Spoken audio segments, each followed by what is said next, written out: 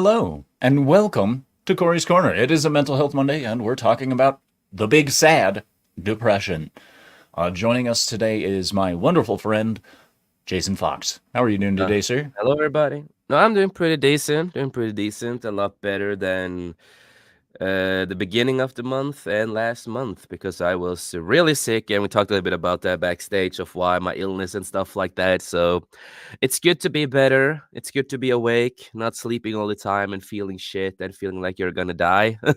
Right, for sure. That's definitely a Yeah, good thing to kind of get yeah. past. Other than that, I only have some annoying allergies when I went out to Mm, the store because uh, smart me, forgot to take the medication for allergies when I went out because they're right in front of me. But do I remember it? Hell no. hell no. I'm the same way. Exact Right? same way. I'm all like, man, I'm clogged up. I should take some medicine. 9 hours later, Yeah. man, I'm still clogged up. I forgot my medicine. And it's just right in front of your face. Yep. Constantly, you're like, there it is. Oh yeah, I Yeah. got other stuff to do. Yeah. So typical. Real quick, we'll say hello to the chat. We have the Gaming Jew. Hail to the Gaming Jew. He says, "Hail, good Hail. sir." Dropped a like and want to say F depression. It took Robin Williams and Chester Bennington from us. Yeah. That shit can go to hell. I agree 1 billion%, my friend.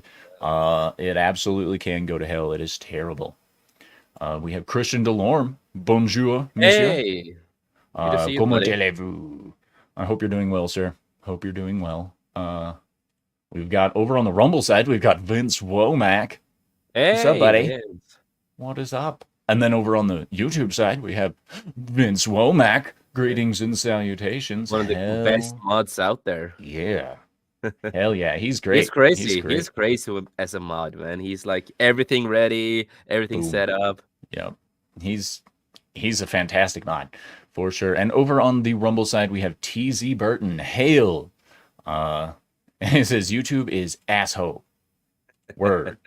TZ says my company blocks YouTube is asshole at work, but doesn't block Rumble or Odyssey. Well, at least you can watch us Okay. there for sure. Um, TZ Burton also says depression affects the strongest of people too. It does, Yeah. and that's the thing about uh, depression. It is the single most common and prevalent mental Yeah. health issue that arises in the world. But it also happens to be the number one least discussed issue that people have of how it affects people. And Yeah. as we've seen, depression affects celebrities, it affects children, it affects adults, all Everyone. over the place. And it definitely warrants a discussion at the very least. But before we get Even going, make animals. sure you're subscribed to Jason Hey, everywhere. thank you. Yes, 540 Studio. Check it out. Anyway, and yeah, it does affect animals, Yeah. which is really strange, but it does. It happens. Yep. But before we get into this, I do want to say make sure you subscribe, like the video, share it out there on your socials and stuff. Yeah, continuing to grow. We're almost at 680 on the channel. The goal for this year, of course, is 700. We don't have lofty ambitions here. We're just a steady pace is perfectly fine with me. But anyway, so last week, I'm sure some of you noticed my performances, both lack thereof here on Toxlot Entertainment and my terrible performances and contributions to Comics Division streams last week. That was completely due to one of the worst depressive episodes that I personally have ever faced. It started on Monday, and I thought it was bad on Tuesday, and by Friday I was right there in the thick of the suicidal ideation, which is a huge problem for depression. And that's of course the single most dangerous area you can be in, is when you reach the point of a suicidal ideation. And my advice in those situations is find someone to talk to. It could be a random person on the internet, it could be a helpline, it could be anything like that. But when you're at that level, you definitely don't want to do it by yourself. If you suffer from a major depression that's been unchecked for a long period of time, please seek out mental health professionals. This channel is not intended to provide treatment. This channel is not provide. This show is not provide meant to provide any like long-term beneficial advice. I am not a licensed professional. I am trained and I am knowledgeable. But please, if you need assistance, reach out to a professional near you. Hail to Real Wade Nation Gaming Clips. We will be doing a birthday stream with him tonight, 7 p.m. Mountain Time, 8 p.m. Central. Make sure you stop by, wish him a happy birthday, because happy birthday, Wade. Real Wade Nation Gaming. What is up? Anyway, so my depression typically follows a pretty set course. It's usually instigated by a bad night's sleep. You know, that's one of my primary triggers is I don't sleep well and then I start feeling depressed and it gets worse. And of course, the one of the major symptoms of depression is you have trouble sleeping. At least for me. It's either you sleep too much or you're not enough. Yeah. And for me, it's never enough. When I'm depressed, it causes insomnia. And then insomnia cycles back through and worsens the depression and so on and so forth. And you really don't want a cyclical depression. You want to be able to break it as fast as possible, but if you don't have emergency interventions, it becomes incredibly difficult. And before we get further into this, I do want to say substances, even if it's psychopharmacological, prescription brain meds for those who aren't awake yet or whatever, they're not necessarily the best. Okay. Drugs will often fuck you up more, Yep. one way or the other, because then your body becomes dependent or at least reliant thereon to counteract. And eventually they lose their effectiveness. But anyway, Yep. so Jason, like I said, you don't have to share if you don't Oh want yeah, to, no, but for me, no, no are you problem. experienced do you have experience with depressive episodes and stuff like that? Oh, I have it a lot. Yeah. Because I also have borderline, if you know what that is. Yeah. Yeah, so I have a lot of depression because of borderline, and the I can feel depressed a lot. But for me, I know that I'm depressed, and what happens when I'm depressed is that I cut myself off from people. I am not social. I'm not Isolation. talking. Yeah, um, that's the thing that works best for me as just me personally is Mm-hmm. that I need to insulate myself a little bit. I need to spend time with myself and do stuff that I want to do and not Mm-hmm. caring about other people. Um, but no, I have extreme depression because of it, and that's why I ended up as a young kid. I started harming myself in so many levels of different stuff, everything from substances to self harming my body with other stuff and. No, it, my depression can be really heavy.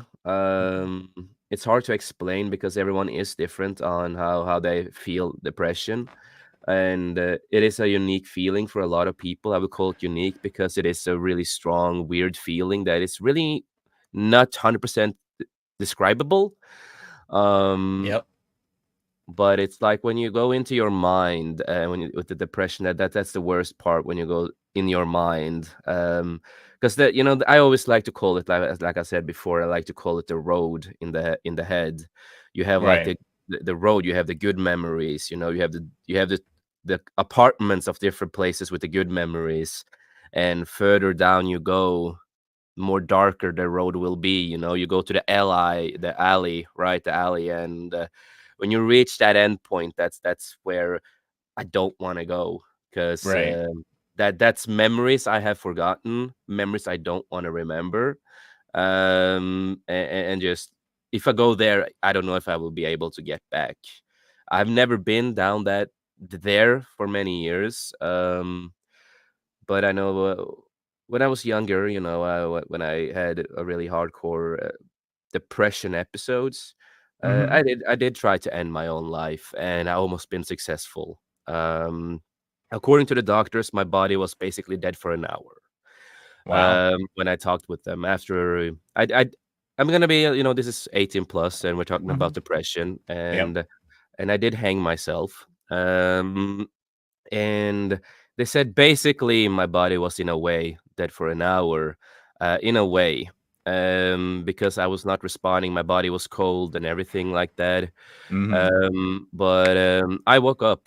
I woke up, and that's also painful when you wake up because your body starts working in a different way again, and it starts to, all the feelings in your body, so everything just starts pumping blood in the hardcore level again. I guess it's hard to explain, but Yeah. uh, it's like I can explain in a simple way. You know how it is when your foot falls asleep. Yeah. Yeah, Right. all over your body, all over at the same time you have pain at the same time.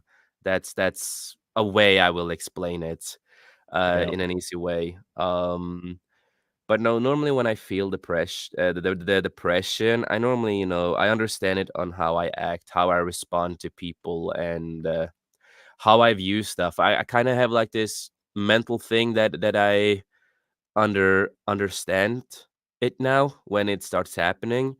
And then that's when I normally contact my friends, or my dad, and just say like, hey, I'm going down a little rough path right now. The depression is kicking in.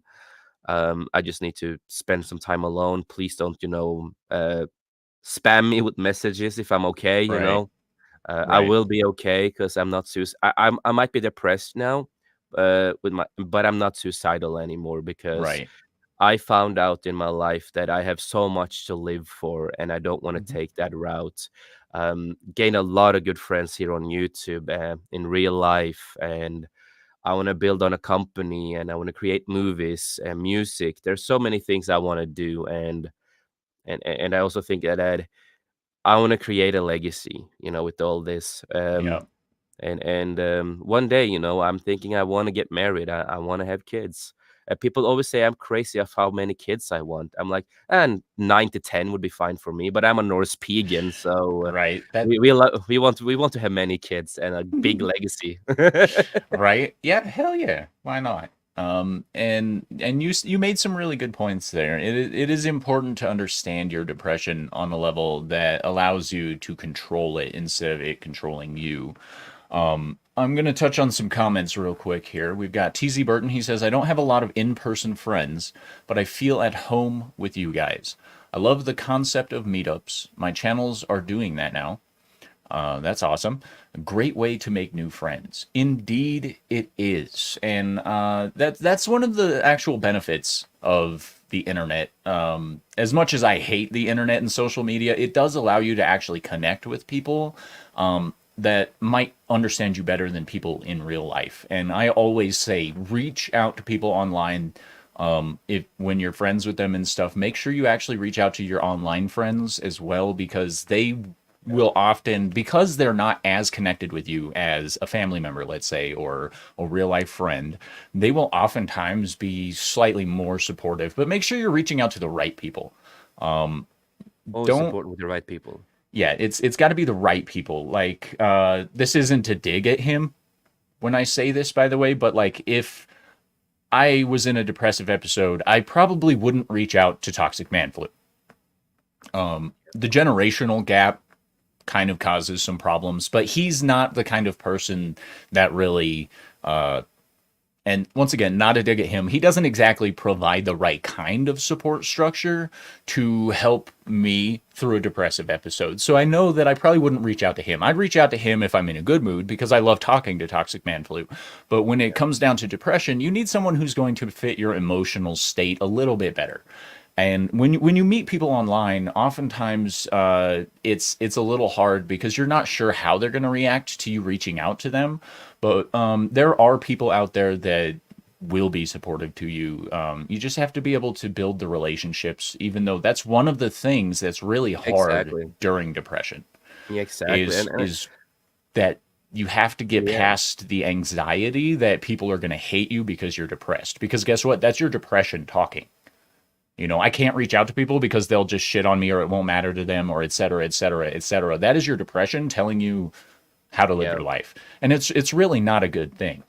Really is. Chris, And I just want to mention this because you mentioned, you need, no matter how good friends you are with people, not all of the friends are perfect for you to talk with if there's something. exactly.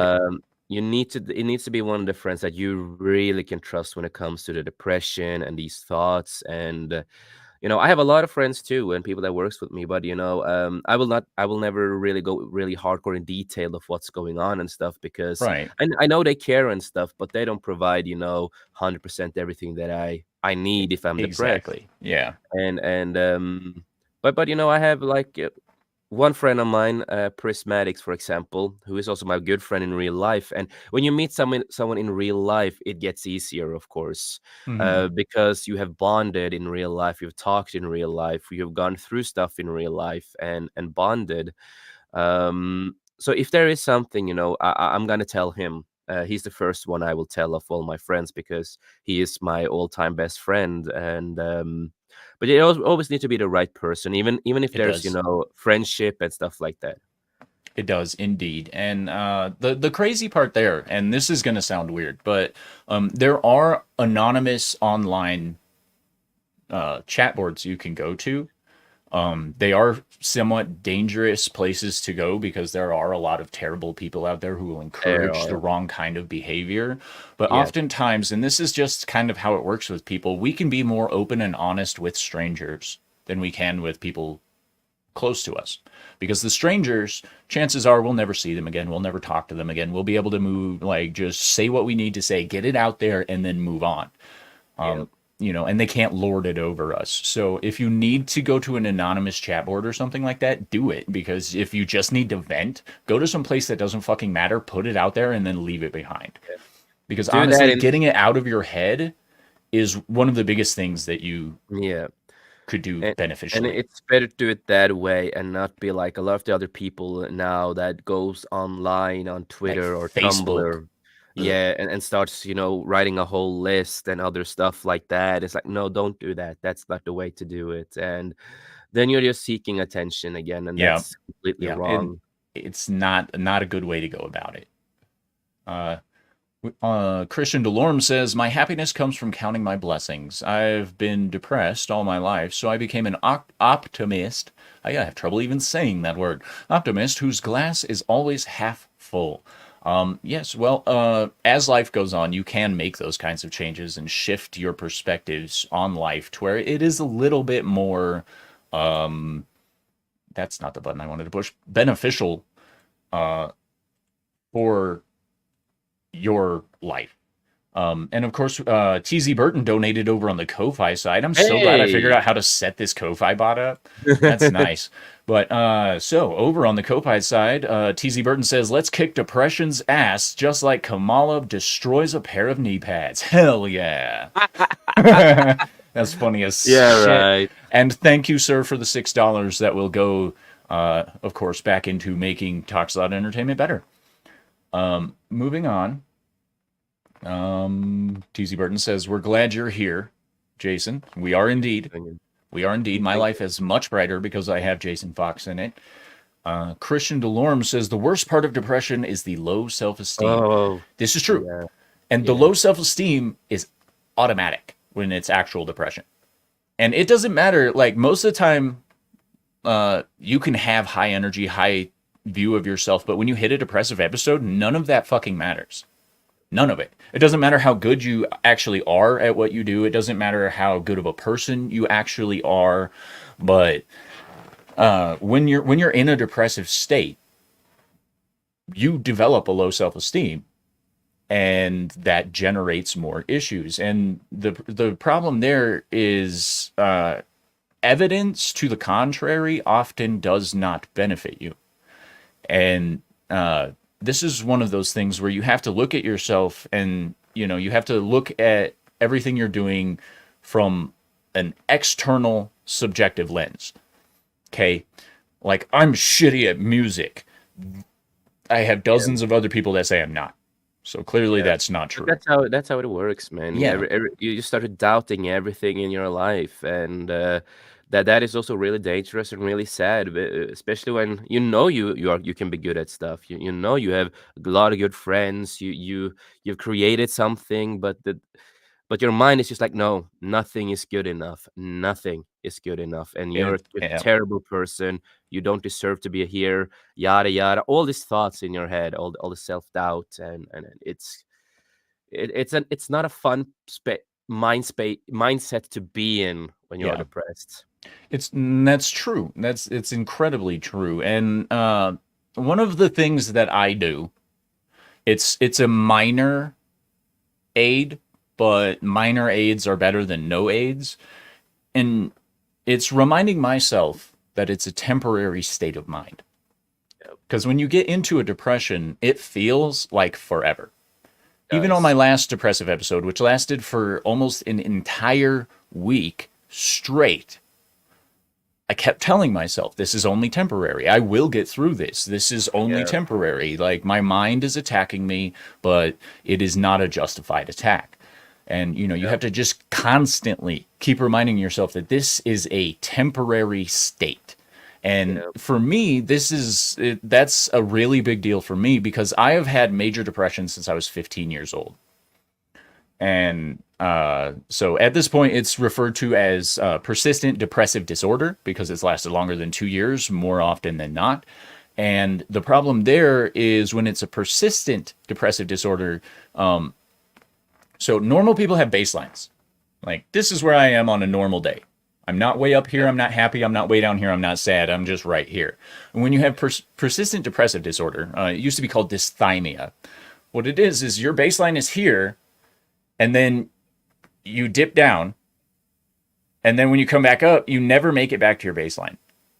You just a little bit lower, and then you go back down again, and then your baseline constantly drops when you're dealing with dysthymia or persistent depressive disorder.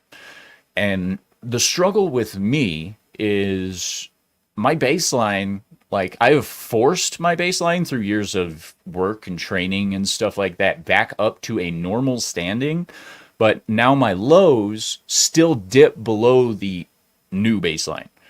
So Yeah. like I'll be up here at my normal baseline and it'll dip down here and it'll normally it like you can get back up here, but like my depression goes way down here and No. then comes back up, and then like when I hit this point I have to literally force myself through various tools that I've picked up over the years to get back Yeah. up to here. And the problem that a lot of depressed people have is that they don't have the tools to get back up to this level. Now, it is worth noting that pretty much every person over the age of 18 will experience a depressive episode at some point. Period. It's Yep. going to happen. You just, for some people, it hooks in like Leatherface getting ready to skin you. And for other people, it's just a temporary thing where like I feel depressed because, and like some depression is justified. Okay. If you're depressed because you just experienced a great personal loss, whether it be a family member, a job, pets, whatever is important to you, then that depression can last for a long time, but it will go away. It is a normal Yeah. part of the grieving process. And the problem is most people don't recognize that it's a temporary state, as I said earlier. And Yeah. when you don't recognize that it's a temporary state, it can become a permanent state. So you have to constantly tell yourself, it is fucking temporary and I will get through this. I Reinforcing totally agree. your own strength is Yep. vital to getting through those things. No, I totally agree with that. Sometimes you need to force yourself. That's just how it is. That's what I've been doing a lot with what I just told with stuff like that. I force myself, when I am depressed, I need to force myself to do something that I know can try to make myself positive in a way. Hmm. Force myself to do this, force myself to work, even if I feel like, oh, this is gonna be shit. But I'm like, fuck that. I need to do this. This is my way to handle my depression. I need to force myself to just do this. I need to. And a lot for me personally. That helps a lot. Hmm. It is the same with my. I used to have social anxiety for many years, Yeah. but and that also can bring a lot of depression with social anxiety when you're outside. I've had a lot of moments where I've become really depressed and really down because my anxiety, because like I you start to think I want to be like normal people, I want to be able to handshake someone and not get scared from people and all that. Right. And that is stuff that I have experienced Same. and when I was younger. But what I did when I was younger is that I forced myself, because I moved alone. I moved to live alone. Really hard way for a 16-year-old with Yeah. depression and anxiety. Even my dad came to visit me a couple of times because he knew my depression and anxiety was really high. So he came to visit me. He almost forgot his own life where he lives, but he wanted to take care of me. But he couldn't do that all the time. I needed to learn to handle myself too. So what I did is that I went out, even if I was not going to go to the stores or anything like that. I forced myself to go out of my home, go down to the street, just walk around, look at stuff, trying to be more social. And through the Yeah. years, that helped a lot. And then I met a lot of great people through the years, and bad people too, because depression, and you get into the drug community and other shit in your life. Um, but it made me experience a lot of stuff, and with all the experience that I got from, forcing myself, all that, in the end, I lost my social anxiety. I don't have any social anxiety anymore. Like Prismatic says that sometimes, he doesn't want to be around me because I have no social anxiety. Yeah. And I'm so vocal. But what also helped me a lot was, starting my business was one of the other big things that helped me, because it also forced me to be more social and work a lot. And it helped a lot. And then, I started, podcasting and all that kind of stuff. And podcasting for me also helps my depression a lot too. Yeah. It helped with my depression. It helped with my anxiety, and stuff like that can help. It It really can. can. It can indeed. Over on the YouTube side, Vince says Tox is the walk it off generation. This is very true, but I don't hold that against him. I mean, he's toxic man flu. Yeah, If I wanted a father figure, I mean, he's kind of a poor choice. right. Just saying. Just saying. TC Burton on the Rumble side says, even at work, my work encourages us to have a friend at work to talk to. That's good. That's good. That does generate some issues occasionally. I will recognize that having work friends is important, and having someone to talk to at work, it makes it a more enjoyable experience. But you want to be very careful about emotional enmeshment, where you become Yeah, dependent on the person, if you know what I mean. yeah. But for a lot of people, that's not a huge issue. So And I just know saying. there's also, and also know that there's a thing when you have depression and other, for example, bipolar or something stuff like that. There is something called that. Some people out there, if they are, talking with someone a lot and really honest with them, that person can become their favorite person. That it's just a simple term that the doctors in a way calls it, like a favorite person. And Yeah. that can be really a toxic relationship, because then you will always rely on that person no matter what. And then that you can also destroy the relationship, because then you're like, I need you. I need to talk about depression right now and all that. Yeah. So you have to be really careful with certain stuff like Yeah. that. You developing a codependency when dealing with Yeah. a mental disorder is a real risk. I say disorder, but that's just my fallback term. When you're dealing with a mental health issue, let's Yeah. say, developing a codependency on another individual, especially if they're a standard, reliable support structure, is kind of dangerous. And that's because as you're dealing with depression, one of the best things that you need to learn is self regulation. Yeah. Now, having a support structure is vital to actually recovering from and managing depressive symptoms. But the support structure can't be your entire recovery plan. Yeah. And we'll get into some tips on that on some stuff that I use to recover here in a minute. But I just want to touch this real quick. TZ Burton says Facebook is for memes. I post once a week after my 7-day ban, and then I post prior salty memes. Yeah, I would get banned from Facebook for a lot of different things. For a lot of like, Yeah. no kidding. I've been kicked out of Facebook a couple of times because fighting people Yeah. and I was gonna say I was trying to add a friend of mine today on Facebook, an old friend of mine. We haven't talked for a while. When I found him again, I'm like, oh damn, it's been a long time. And Facebook told me, it looks like you might not know this guy. You cannot add the person. I'm What? like, dude, I'm like, dude, I know the guy, dude. He's a friend of mine, an old friend. Right? That's fucking weird. Facebook. Uh, yeah, come on. That place is a fucking stupid ass nightmare. TZ Burton says, I think I'm older than Toxic. Uh, I'm sorry. Tox was around at the time of the dinosaurs, so if you're older than him, bro, Oh yeah. I do Oh. apologize for that. And then, of course, my friend is a joke. Gosh. Anyway, John Edgar Hale. He says, hello, gents. Hale. Jason is spot on. I'm on medication for moderate to severe depression, as my doctor calls it, anxiety and PTSD. 100% understand. Yeah, and there, it is very common to see co-occurring disorders, comorbid disorders, as we call them in the mental health world. Anxiety is very common with depression. Anxiety and depression are very common in They are PTSD. brothers. They are brothers, and Yeah, PTSD will give you all of that. all Because of the above. Yes. yeah, and PTSD is a grab bag of what the fuck.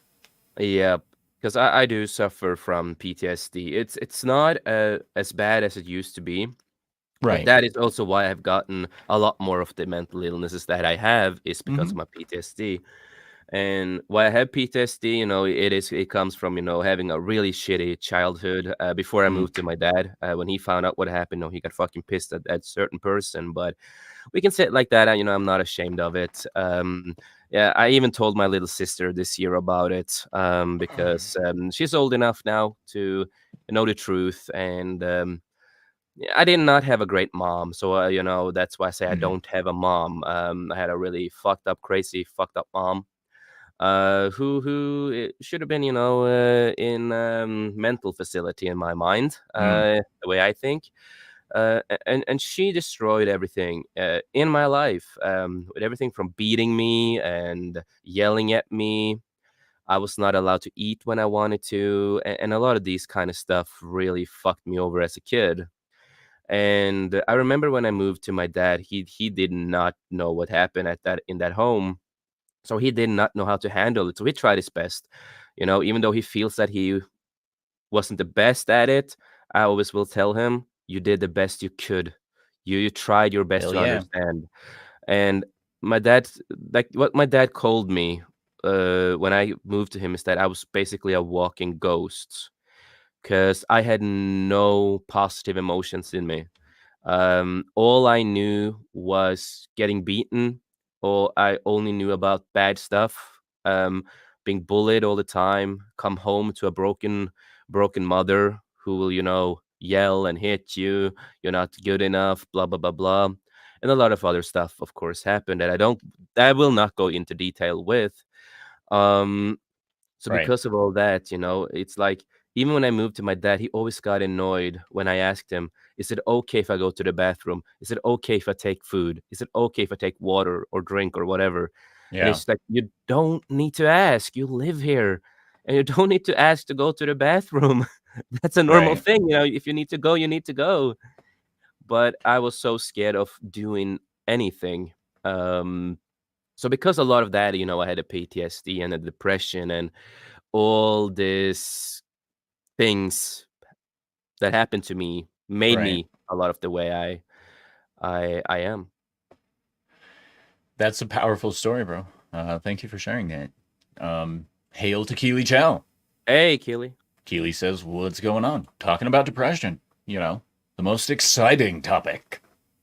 Anyway, John Edgar says, exactly. Jason's mother sounds precisely like mine. I still suffer for it. Apologize for if that all sounded self pitying. Not at all. Jason, Uh, you're singing my song, my friend. Sorry to hear this. well, And thank you. that's one of the things that you have to do to be able to get over this is be honest with Yeah. yourself about where it's coming from, like Yeah. the things that are, the contributing factors, and as we call them, the salient issues.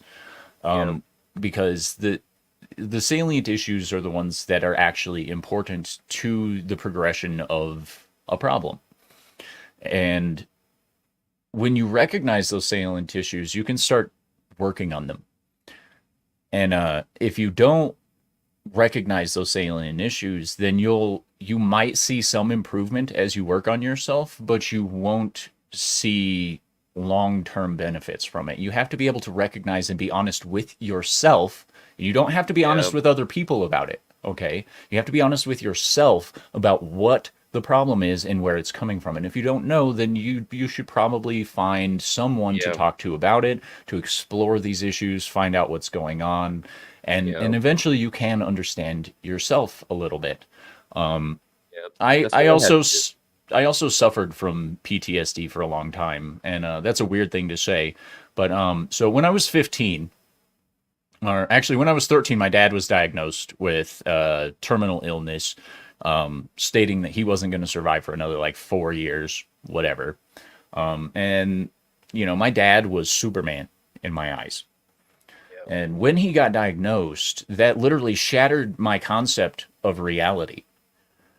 And when, as time went on, that was my first experience with feeling depressed, but it didn't really set in until 15 when we relocated to the town we're living in now. That's when you got like the kick that it really happened in a Yeah, way. because then I didn't have a social structure.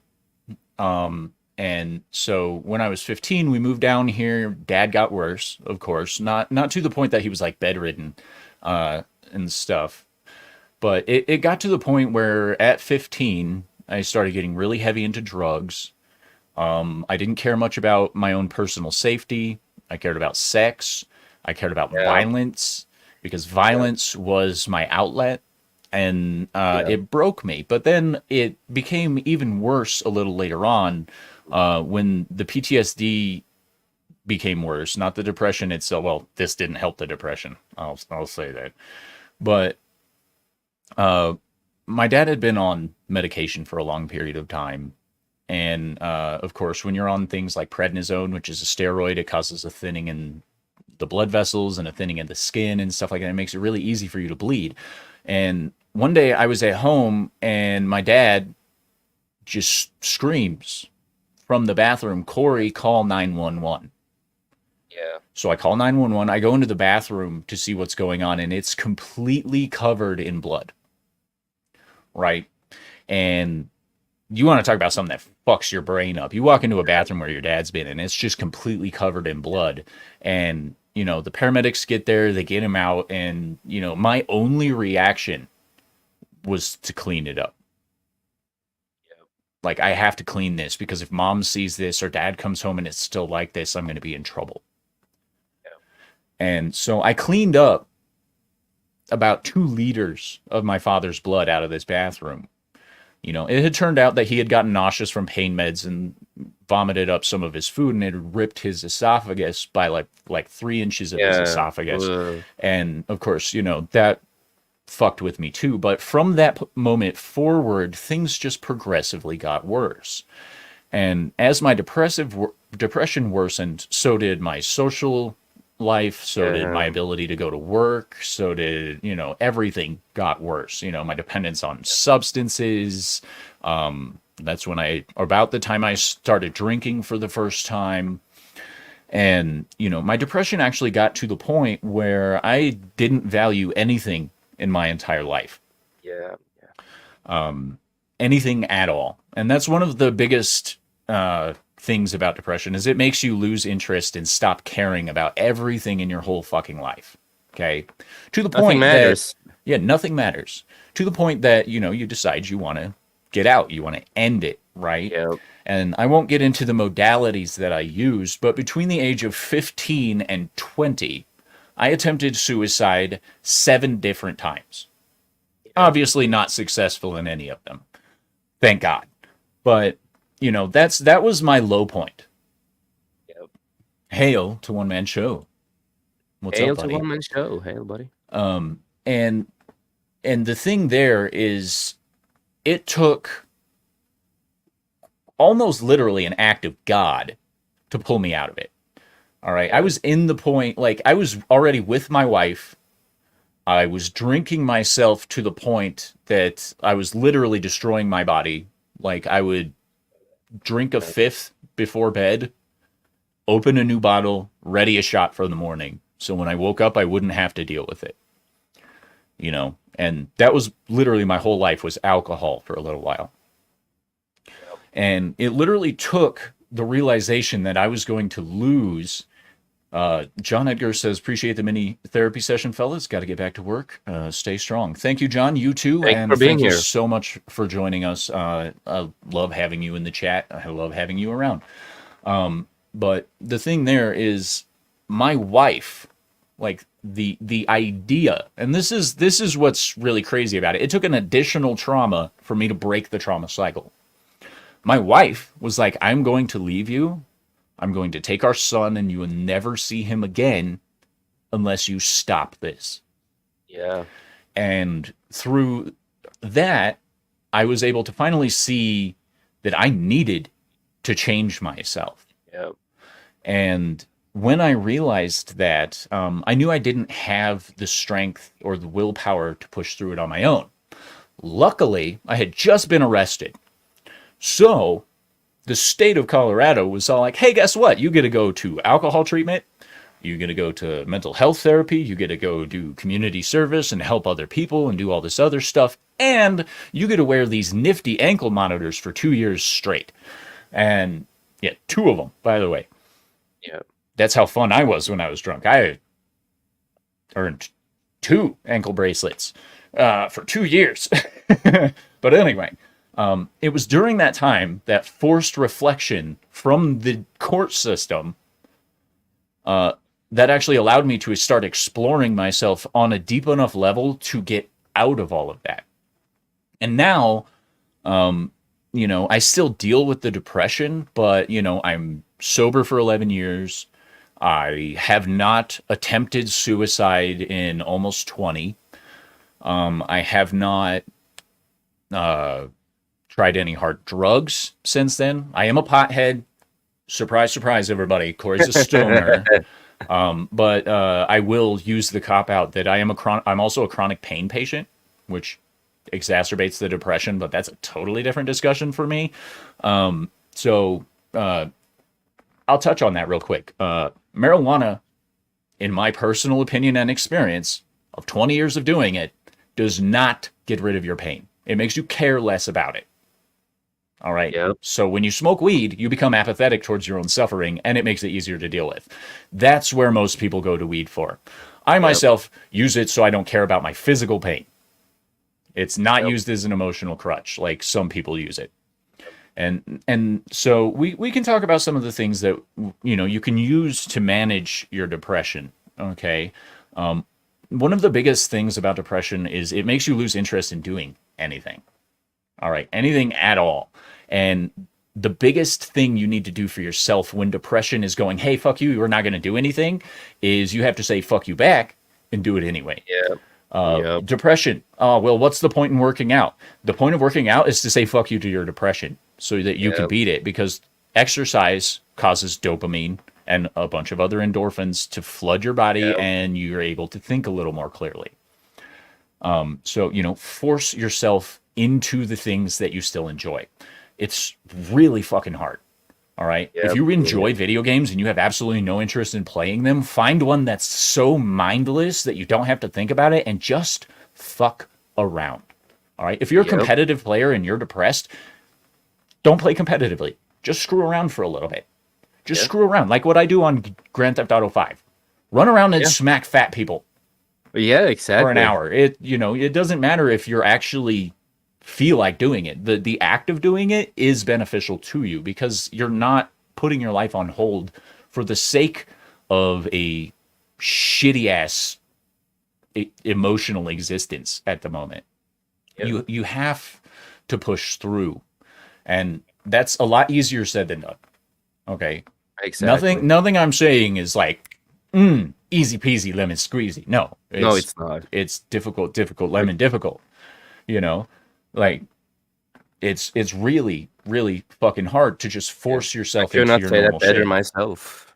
And another thing is like that applies to eating as well, because when you're depressed, it fucks with your appetite.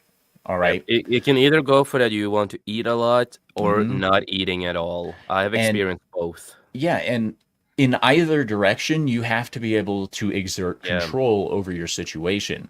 And Yeah. where when you're if your depression forces you to like want to eat, you'll Mm, often notice that it's not necessarily healthy choices.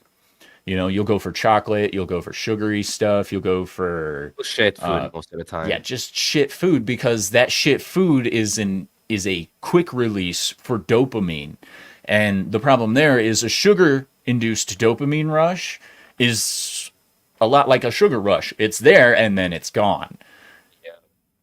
Eating normally, preparing the meal that you would normally eat in this situation, even if you can't finish it, is what you would do in that situation. And if you're not hungry, and as much as it sucks to force yourself to eat, food is required for life, and you Yep. need to eat something to get yourself through that. My advice, if you're not hungry for anything while you're in a depressive state, banana or something as simple as toast, because a banana has enough Yep. calories and energy in it so you can run a fucking marathon. Yep. All right. Toast, carbohydrates in general, assuming you're not, gluten intolerant or whatever, um, bread has carbohydrates in it. Carbohydrates translate into bodily energy. Without that energy, you can't really do much. Is it okay to have sweets and stuff while you're depressed? Absolutely. Have some fucking ice cream. Just don't eat a half a gallon of ice cream. That's really what I'm trying to get here. Is if you have comfort food and you need comfort food, have a little bit, and then Yep. make sure you eat a regular meal. Yep. Now also try not to just coffee it up, because a lot of people are like, I'm not hungry, I'll just have coffee. Then you just feel like shit. Yeah, you will just feel Okay. like that. You're Been jittery, there, you're done not having that. like, great, now I'm depressed and I have too Yeah, much energy. yeah, exactly. Vince Womack over on the YouTube side says, sounds like my early 20s. Lots of drinking. Now I barely ever drink. Last drink I had on Christmas, or maybe Christmas before that one. And that's another thing that a lot of people do to get when they're depressed, is they jump into mind altering substances. Yeah. One man show says, I rode the whiskey train for a while after losing my fiance. Only lasted a couple weeks, thankfully. I already couldn't care less about most things. I understand that feeling 100%, one man show. I really do. But the thing with substances is it is the most temporary fix that you could find. And it's one that your body tells you need more of all the time. Yeah. And honestly, if depression makes it easy to develop a dependency on chemicals, okay, because it's an easy out. And the only way through depression and actually getting through depression is taking the hard road. Yeah. Facing yourself is harder than anything. Because when Facing you're your inner depressed, yeah, demons. when you're depressed, your problems are here. They're here. They're not Yeah. out here. Like if the outside world is a trigger for your depression and you need to isolate like Jason does, do it. Yep. Fucking do it. But if you become so isolated that it starts hurting you mentally, then you Yeah, need then to it's a step problem. back out again. And that's another important thing to point out, is everything in moderation. Okay. Everything in moderation. That's what I do. Exercise is fantastic unless you Yep. overdo it. Alcohol is a great way to relax unless you overdo it. Yep. Smoking weed can be semi beneficial for a lot of different things unless you overdo it. In eating, obviously, we know the Yep. problems with that, especially in America. Hail to it's Courtney. Hey, hey. Courtney, what's up? Good to Yeah, see you. yeah. And that's what I do, when I feel like I need to insulate myself and stuff like that. It's not that I just insulate myself like inside my home all the time and stuff like that. That is just that I just don't want to be too social with anybody. But I still moderate it. Like I will go to the store, I will go to the Hmm. center, and maybe I will go for a walk, and still getting the outside and getting a little trim, as I like to call it, and Yeah. in a way a little socialization in a way, but you don't talk to anybody, but you're still social in a way. 'Cause you still go out, and, that's what I like to do, and, if I have money and stuff, I'm like, I'm depressed, I don't wanna be social with a lot of friends and stuff like that. You know what? I'm just gonna go to the cinema. I wanna go to the cinema, and I wanna watch something. If there's something I'm interested in, okay. If there's something that I'm not that interested in, but I will give it a watch, sure, let's do it. Right. And that's one of the things too is escapism. Yep, Pulling yourself out of your head. That goes back to the video games we were talking about earlier. You don't do it as a fix. You do it as an escape so that your brain and your body, because we all carry stress and depression physically, yep, we do. You can't escape that. Anyone who's had a long-term major depression knows your body fucking hurts from the amount of stress that you're constantly under. But escaping that, throwing yourself into a good book, throwing yourself into a great movie, playing a video game for a couple of hours, doing these things is incredibly beneficial to your really mindset because it allows you to stop thinking about what you're doing, what's going on in your life, and stuff like that. And it allows you to put yourself into someone else's shoes. Vicarious escape is incredible towards boosting your mental health. Once again, in moderation. If you're constantly escaping and stuff like that, then there's a chance that you could possibly lose touch with reality. It's not very common, but it does happen. TZ Burton over on the Rumble side says 82% cocoa chocolate. Yeah, actually, studies have shown that the higher percentage of cocoa in the chocolate, the darker the chocolate, the more beneficial it is for your blood flow. I love In dark moderation. chocolate, and I Yeah, love dark and chocolate you know, cacao at the same it's time, so yeah, dark chocolate and a glass of red wine have been shown to benefit your cardiovascular system as long as you're not overdoing them, and it also yep. helps with depression a little bit. And also Um, with the whole escapism, for me also is that I love to watch movies and TV shows because one, I worked in the film stuff, I love editing and all that kind of stuff. So of course I have a really um, personal relationship with film. And when I am depressed, well, what's so great sometimes, if it's a really bad, I have a really bad mental health time. I go watch a TV show or movie, and then I get so intrigued by the story. I get really dragged into the story, but not just that, it also inspires me. It's like, wow, I can do something like that. That editing was fantastic. I want to try to do that. This storytelling is interesting. I want yep, to base something of this. It can help you with certain thoughts in your head to inspire you to do things, for example, too. it can indeed. And over on the Rumble side, TC Burton says, "I love gardening, building a villain's lair to take over the world." Simple stuff. The Uh, simple stuff. Indeed, indeed, and that's actually a great thing to bring up. TZ is your hobbies suffer when you're in a depressed state, but your hobbies are often what will help you the most. Yep. Having a creative outlet is a wonderful thing to have as long as it doesn't force you to maintain that mindset. Like, for instance, we see very often musicians. Okay, musicians will become easily depressed. I'll bring up Chester Bennington Uh, because this yeah. is the single most relevant example I can use. Chester's entire musical career was pretty much a cry for help. And then he killed himself because that's where he lived. He lived Yep. inside the depressed bubble. Yeah, and with And, that too, he lost his best friend at the you same know, time, and that really kicked him to the ground. And and that's I'm, why he ended his life on the birthday to his best friend too, because his best friend also ended his own life. yeah, And it and was, yeah, that's the problem there is you have to be able to break out of this cycle.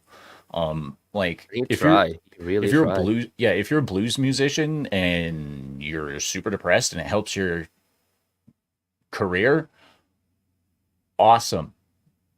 When you become that whiskey soaked blues musician and it starts fucking your life up, hopefully you can recognize why that happened. And I'm not trying to shame people who are in this situation. I'm just saying when you spend your entire life focusing on that one emotion, especially when it's a negative emotion, it's gonna fuck you up. All right. Christian Well, Delorme says, the thing with me is I still love you guys when I sober up. Oh, that's a good thing. that's a good. We love you too, buddy. Ah. Courtney says, looks like I walked in at the right time. With alcohol, I don't know moderation. Hi, my name is Courtney, and I'm an alcoholic.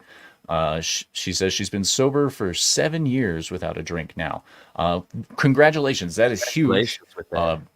Very awesome. As I said, I'm 11 years myself, so very, very proud of your progress and keep it up. You're awesome. Even with alcohol, I used to drink a lot before, but what I normally do now, I only drink like 3 beers, and that's enough for me. I don't get drunk, I don't get tipsy or anything. I just have, a nice little drink to, have a little, just have something because I like beer. I'm Norwegian, of course, so of course we Right. like beer, but I don't want to drink myself tipsy or drunk. I don't like that kind of stuff. I have Right. occasions where I can be that, like a birthday celebration or something, when I'm celebrating something.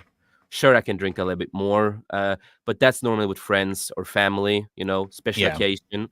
But if I go to the pub where I live, like I did, this weekend, I only had 3 beers. I did not get tipsy. I did not get drunk or anything because I stop at the third one. If I Yeah. was younger, I would not stop. I would drink, drink, and drink, but See, moderate it. and that's the beauty of age is you usually learn how to moderate yourself.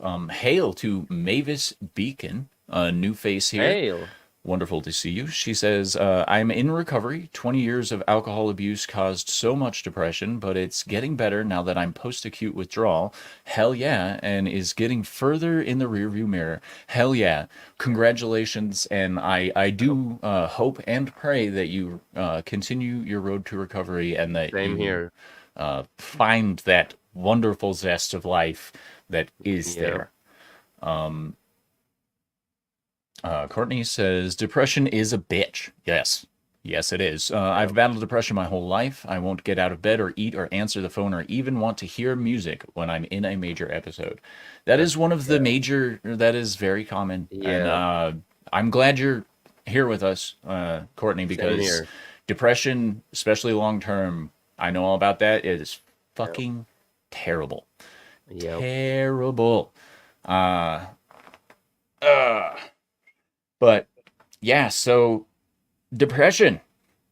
It's a conversation that can continue forever, honestly, Yeah. because there's so many different facets to depression.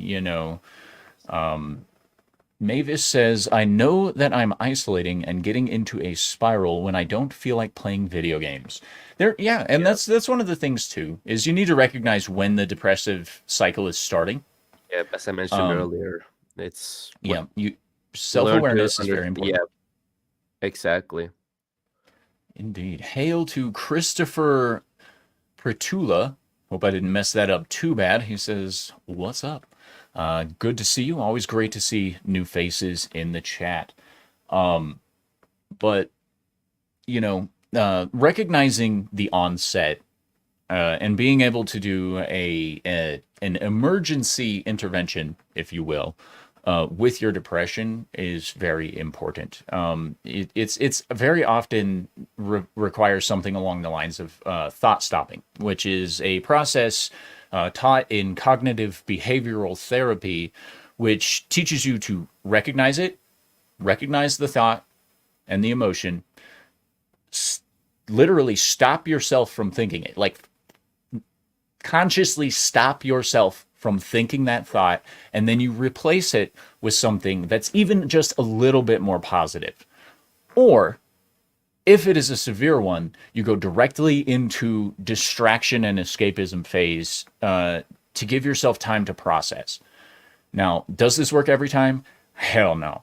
Yep. Hell no. Depression is a fickle fighter and it will get you from time to time, especially if it's a long period of depression that you've been dealing with. The The best thing you can do, though, is just remember that it is a temporary state. It is not forever. It is something you can break out of, and you just have to believe both in yourself and your personal abilities towards both self comfort and self reinforcement towards positivity. TZ Burton says, "My dad, my sister, and brother were alcoholics. My brother is the only one who survived it. He is leading a healthy life now." Well, I'm sorry to hear that, but I'm also happy to hear that he is living a good life now. That is good. Yeah, you got a new donation. Yeah, I see. I'll get to that in just a sec. Christopher Pertula. I'm really bad with names. I'm glad that I said it right the first time. Okay. I'm glad that I said it right the first time because, Yeah. yeah, introspection and exposure therapy are imperative. Yes, exposure therapy can be incredibly beneficial. The most important thing right there would be the introspection, though, because if you don't understand yourself, the exposure therapy won't be effective. But 100% agree with Christopher on that one. Introspection and certain types of exposure therapy will help you.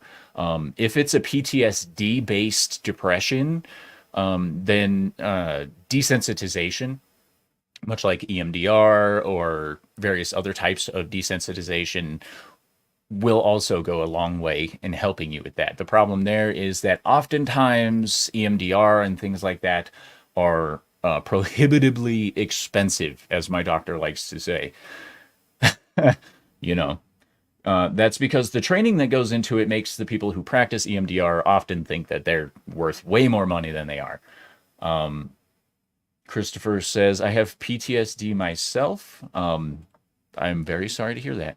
I do hope it's being managed well, and I hope you have a good recovery as things go on, or at least a good management scheme to kick Also, in. another thing that also helped me a Hmm. little with my self-harming and stuff like that. I've said it before, but is that I've always been into body art, tattoos and stuff like that. Always been interested in that since I was a little kid. Since the first Yeah, time I saw people with tattoos.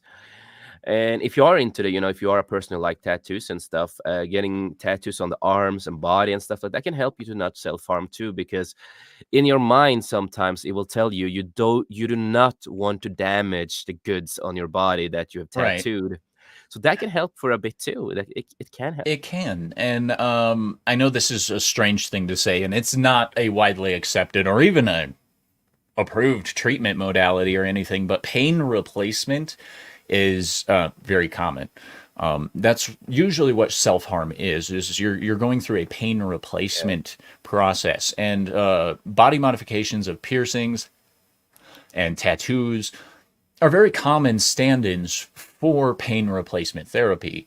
But it gives you something, like Jason said, to maintain and make sure that you Yeah. don't harm during self-harm cycles. Yeah. And if you have a cycle of self-harm where you're a cutter or you're a digger like I am, I have a what I call dermatillomania, skin picking disorder. It's often triggered by anxiety and stuff like that. Yeah. I'm lucky I'm not covered in scars, but you need to be able to recognize that and intervene in a way that is adequately beneficial. When you see a thought stopping in progress with some people, it's a rubber band on their hand that they snap really hard, and that is actually a type of pain intervention. It's really weird, but it does help at times. Self harm is never okay. All Never right, okay. I'm just gonna say that. If you feel the need to get to harm yourself, you need to find an adequate substitute in some way, shape, or form. I'm not saying go out and torture animals. I'm not saying be abusive to assholes in your life. Don't do that kind of stuff. But what I'm saying Don't do is that. there needs to be a healthy alternative to that.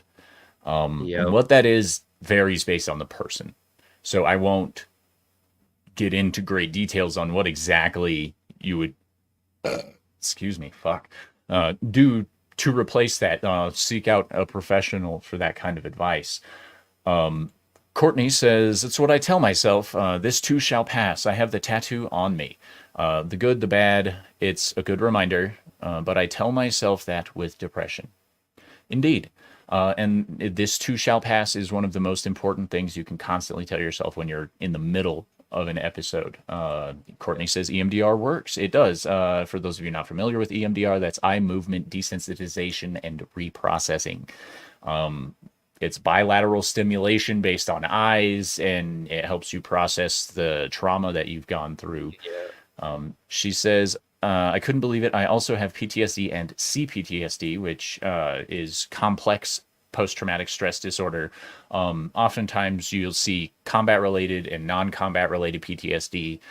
Combat related can be complicated, but oftentimes you know what the salient issue is. Yeah. With complex post traumatic stress disorder from non combat related stuff, it's usually a lot harder to deal with because it's not a widely recognized thing yet. Yeah. Yes, we all know that post traumatic stress disorder can happen to anyone, but for a long time, it was so isolated within the military and first responder world that they didn't think that normal people could experience it. So that's the hurdle we're getting over right now. Yeah. TZ Burton says, I play hockey. Lots of chances for harm. It's so fun. Yeah, Well, that's true. I mean, physical exertion, sports, get out that aggression. Yeah. It's good. It's good. Like, MMA and Yeah. stuff like that. Yeah. And it also teaches you a level of self discipline and control that Yes, at the same also time. plays into Yeah. getting over That's depression. why I love martial arts. Indeed. Yes, martial arts is fantastic for that. Courtney says, so it can actually change the brain makeup. I have the cognitive decline from it. Yes, it can. It can absolutely destroy the mental processes that you actually, are supposed to be relying on. It's really hard. One man show over here says, I've been depressed since 91. It doesn't stress me. It's just there. And that's actually one of the things that does happen with long-term depression is eventually it can lead to a point where you just accept it as a norm. And while it's not great, if it's egocentric, if it works for you to just be able to accept it, then I won't say anything disparaging about it. Because oftentimes we are faced with things that we just have to accept. And as much as I would Yeah. love to be able to help one man show out of the depression and stuff like that, like I recognize that, he's his own man, for one, and two, he has his own process in dealing with things, so and We and all that's one do, of the that's the things. thing. Yeah, we all do, and we need to be able to recognize that to be beneficial for other people in our lives is, Yeah. my depression doesn't look like Nope.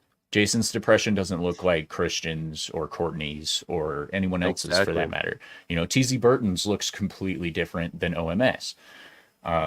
Yeah, one man shows us professionals have tried. It's okay. Most professionals, and I will say this outright, 100%, right in the face of everyone watching, most professionals are fucking worthless. And the Yep. ones that are worth a damn charge too fucking much. It is a broken system and Yeah, it needs to be fixed. it really is. Period. Anyway, That that's why TZ I'm Burton says, blacklisted fantastic. on Thank social you, help with mental health in Norway. I'm blacklisted because they dude. can't handle the truth. Yeah. And places like that where depression isn't acceptable, Yep. Norway, lots of parts of Scandinavia where it has to be the happiest place in the world. Pick an Asian country and they absolutely demonize and do not even recognize depression as a thing. Yep.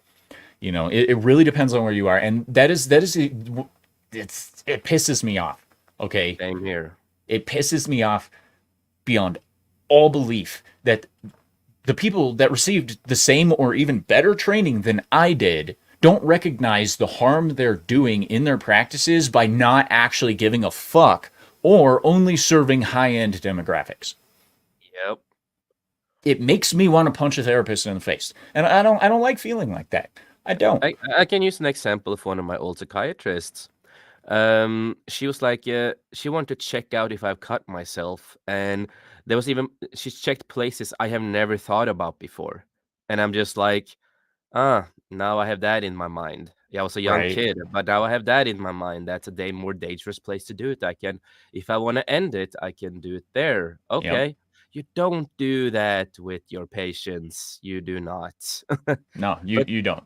You don't. so that, Mavis says most cultures treat it as a moral or character weakness. They do, and that is such a problem because I guarantee you the people that run these countries are in a constant state of either depression or delusion, and yep, they're the problem. Just saying, they're yep, the fucking problem. Courtney says my dad always said, "Snap out of it. Okay. I'll just be happy. I'm not anxious. Sure thing. Thanks for helping, Dad." Yeah, that's the stupidest thing ever. Oh, you're sad? Just be happy. Fuck you. Oh, you suffer from insomnia? Why don't you just go to sleep? Why didn't I fucking think of that? yeah, You know, right. I fucking hate the cop outs that people Yep, use. I know. I know. Well, you know what? Let's just go ahead and get Christian's Ko-Fi real quick. He donated $10 over on the Ko-Fi side of things. He says, again, I will not be outdone by TZ. Here's $10 Canadian, which is also $6.70 US. hey, Cheers. Thanks, bro. as I like to I'll say, take it. skull. Score. But yeah, One Man Show says, my last psychiatrist's quality. He said, you poor bastard, you're really fucked. Sorry I couldn't help. That person, in my personal opinion, deserves to be punched in the dick Yep, every day. Every yep, single day, that man should be punched in the penis because he said that. All right. yep, I take to heart the do no harm principles. I take to heart yep, the actual principles of beneficence where you have to do yep, good or you're not doing it right. And that yep. just fucking pisses me off when I see a professional Hmm. say shit like that. I have so much problems with professionals here in Norway. Yeah, I've dude. I've only had one psychiatrist when I was younger he was really good. Unfortunately, he was too old to continue, of course, so he had to, quit and stuff like that, Yeah. old guy and stuff like that. But one thing, he actually listened to me, and I even told him that I don't want to go through the whole book. I hate that you're trying to go through the whole book and trying to be like everyone else. Right. um let us just talk, and then we learn a little bit more of each other, and then it's easier for me to also open up for you of my health and how I'm feeling. So we got like the moderation of that. We can, in a way, to a point, be a little friends while we talk, so I could feel comfortable, and at the same time doing a little bit by the book in a good way. So get that little mix of doing both, and it helped a lot. So he's Mm-hmm. the only psychiatrist that I have really trusted with my heart, because he was such a genuine, real person, and he wasn't Norwegian either. He was from Iceland, if I don't remember wrong. But Nice. he really cared, and Good. his name was Inktor, I remember, and he was That's a great fantastic. name. Yeah, Inktor. yes. Great guy. But a lot of the other professionals I've had through the years, is it's just been, I got worse all the time. Mm-hmm. I remember one psychiatrist I had when I was young. I finally have snapped out of the depression I've been dealing with for a long time, Mm-hmm. thinking about, my mother and what happened in their home.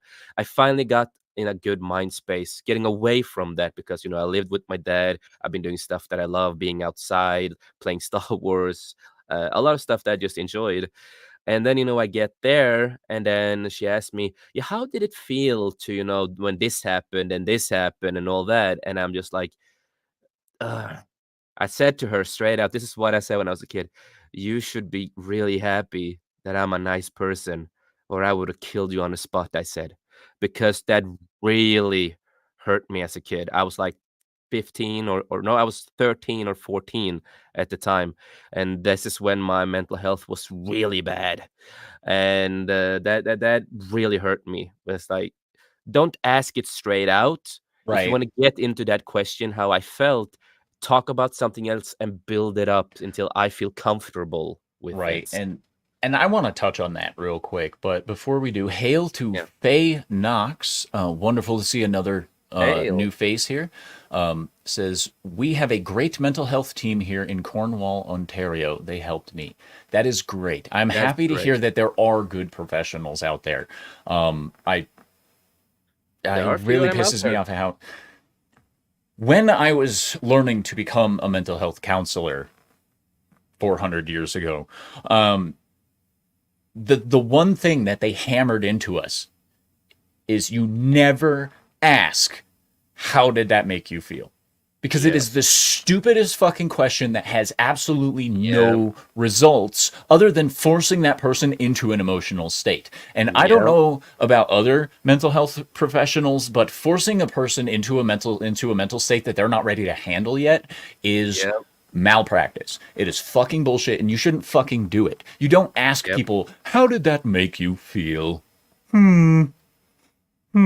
It's no, no. Yeah, Mavis, 100%. It's so cliche. I still hear it all the time, and that's because that's what people think therapists are supposed to say. And the reality of it is you never ask them that. The only time you ask about feelings, like honestly, like regarding that, how does that make you feel? The only time how are you feeling today? And then you don't Yep. ever touch on that again. You talk about the salient emotional chains that lead to it. You talk about the salient real life Yep. trigger systems that cause the onset. You don't focus on, well, how did that make you feel at the time? A lot like I do right now, except for right now, I want to punch you in the face for asking me that question. It's Yep. it's the Exactly. stupidest question you could ever ask. All Exactly. And right. what I liked with Ingtor is that when he was trying to explain my mental health and my illness with borderline and stuff like that, he went on the board and he drew it for me and he explained it in a really nice way, in a really interesting way. I'm like, no psychiatrist that I've ever known before him was like, they've never been like that. I'm like, that's a really interesting thing because I also learn. I'm learning something to how it works, and he did it in such a unique way that I Yeah. really liked, and I think more people should have been like him, be more professional and don't be an idiot. It's the same thing, I got the reason I got blacklisted here in Norway of the social help, that everybody can get. Um, and what happened, the first time I was sick. I Mhm. had a COVID, at the first time. Oh, I had that. I told them that I was sick. They didn't believe me. They didn't believe me that I was sick. And they're like, "Oh, it's just an excuse because you don't want help." I'm like, "No, I'm they're so actually." stupid. And also what the other time also, I was on vacation. I told them I was gonna go on vacation the last time I met them. They didn't believe me that I And was on then you vacation. missed an appointment or something and they lost Yeah, their minds. Yeah. yeah, because I didn't know about the appointment, but the last time was the worst time because 2 things happened. One of my old school best friends from childhood got killed. Uh, Really hurt me, really did sting. And the way that the psychiatrist said, "But, oh, it's a perfect time to get down here and talk about it," and blah, blah, blah, blah. And I no, I told him straight out, "No, I wanna deal this on my own terms, the way I wanna deal with it, with her family and friends. This is right? how I wanna deal with it." But they didn't like, "But it's perfect to come," so positive in their voice, and that really pissed me off. Yeah. But the other thing that Understandably. yeah, and the other thing is that the psychiatrist that I had, the last psychiatrist that I had, oh god, I hate this woman. She was so annoying. She basically called me mentally challenged and wanted to send me to a person who helps mentally challenged people that has downs and other stuff. And I'm Yeah. like, "What the fuck are you talking about? You're calling me mentally challenged in that kind of way?" No. One, I've been living alone since I was, God knows, 16. I can make food. I have my own company, all this kind of stuff. What makes me, retarded, because I have Right? dyslexia? Does that make me retarded because I have dyslexia like a lot of people have? But no, she didn't know how to help me, so she wanted to send me to someone who works with, people with Downs and other stuff, and I'm like, What?" And then I got pissed, and I said it straight out to her face, and then she started claiming that I was threatening her and so all that kinda stuff. I'm like, "I'm not threatening you at all.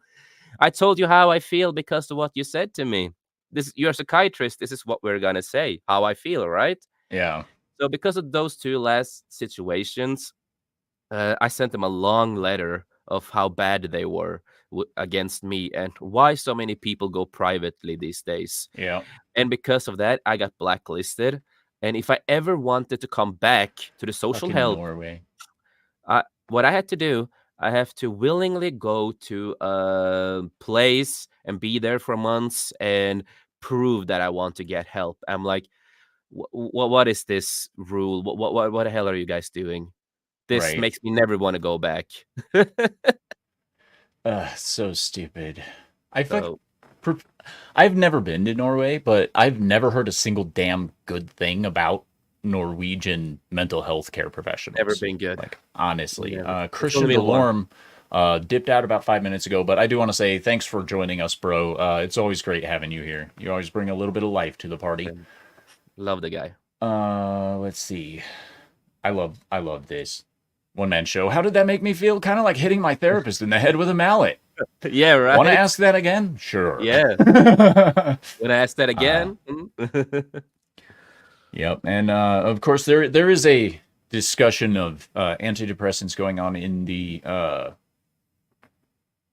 chat, and I will touch on that real quick. Um, if your mental health professional jumps directly to drug intervention, find someone else. Yep. Because I became a psychologist. I trained to become a psychologist so I wouldn't hand out drugs. Because honestly, if you can't, like, there are certain cases where the medications are beneficial, but if you can't start to get a handle on it before you start pushing the medication, then you probably shouldn't be a mental health professional. Yep. Just saying. And One Man Show says that he was prescribed antipsychotics and he still doesn't know why. I'll tell you why, because your therapist was a fucking idiot. You Yep. don't give antipsychotics for depression. I'm sorry, you don't. They work on completely different. And yeah, Yep. lithium was the worst. It dropped me in a really bad place in my mind. Lithium, they try to use that as a cure all, and I fucking hate it. Really, really do. Gosh, I hate how much they rely on medication. There are Yep. so many ways to get out of a depressive episode or at least manage your depression without chemical intervention. And it's actually been shown in some recent studies, you could Yep. probably Google them and look them up, that antidepressants aren't as effective as they want you to believe they are. As a matter of fact, in Yep. many cases, they are counterproductive towards actual like healing. And if it works for you, great. If it doesn't, then my suggestion is find a different doctor. Find one that Yep. doesn't rely I on medication. I always say this, even if it comes to medication, that will always be the last way out if it has to be the last option. Because I don't want Mm-hmm. to. Because in Norway, they are way too in love with drugs, as I like to call them, and give you prescriptions on prescriptions. And I'm like, no, just stop giving everyone prescription after one fucking meeting, basically.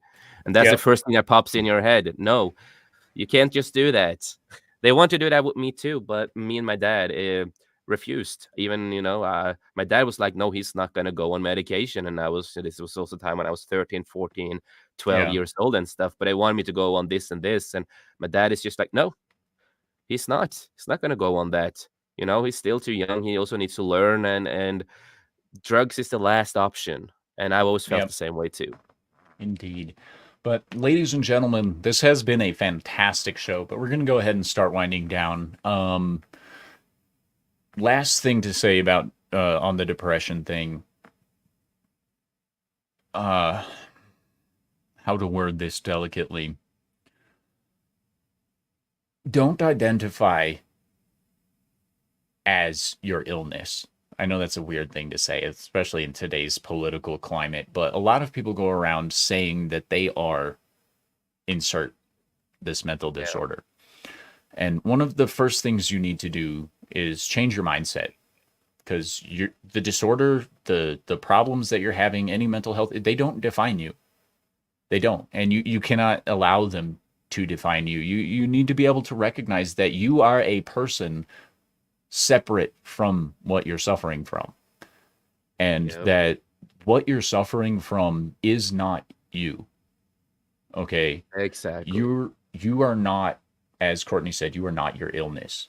You need to be able to recognize that because I hear a lot of people, I'm OCD. No, you're not. You have it.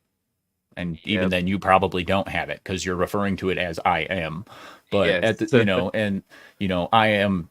I'm depressed. I'm depressing. I'm a depression. Some shit like that. Like that. No, you're not. Yeah. Okay. Like, I'm looking at Jason right now. Okay. Yep.